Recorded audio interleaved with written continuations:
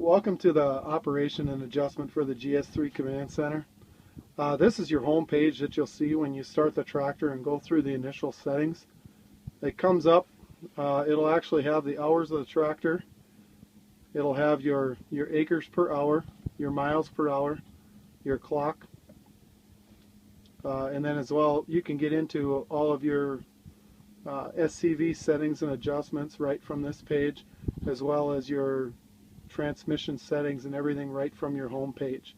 To access this button, you'll just obviously hit your home page and it'll take you right to this main screen that shows all the time.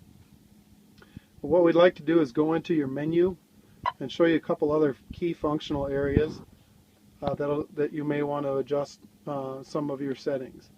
The first one we're going to go into is your SCV settings. Okay, this is where you'll be able to adjust some of your loader settings, things like that. It'll also show you your flow and what you have it set to as far as the time. To adjust your loader settings, which is very important, is you'll hit E button down in the corner, and 11, 12, and 13 are your settings for your grapple function and all of your loader functions. We'll go back to the home page or the menu screen here, and we're also going to go into our lights, which is another area where you guys may want to make some adjustments.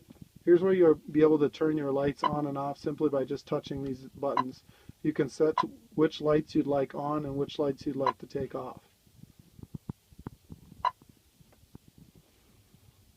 Next, we're going to go into your PTO function. This is where you're going to set your field crews for your PTO as to what number you'd like to set that. You can decrease it or increase it just by setting the plus and minus buttons. Here's where you'll be able to change between 540, 1000, and 1000 economy PTO. Right now we have it set to 1000 economy PTO. Simply by touching 1000 or 540E, you can make those adjustments. The next section we're going to go into is your transmission settings.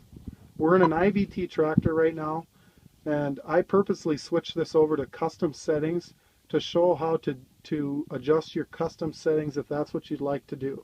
Most of the time the way we're going to run it is set to full auto mode, which will run this tractor as fuel efficient as possible for the applications that we're using.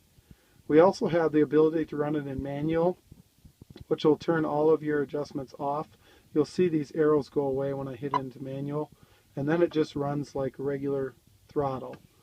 Okay, but we're going to full auto is where we'll run it most of the time. If we go into custom and we want to adjust our settings up and down, we'll go back and we'll hit the E button, which is the custom with the arrow underneath means your settings.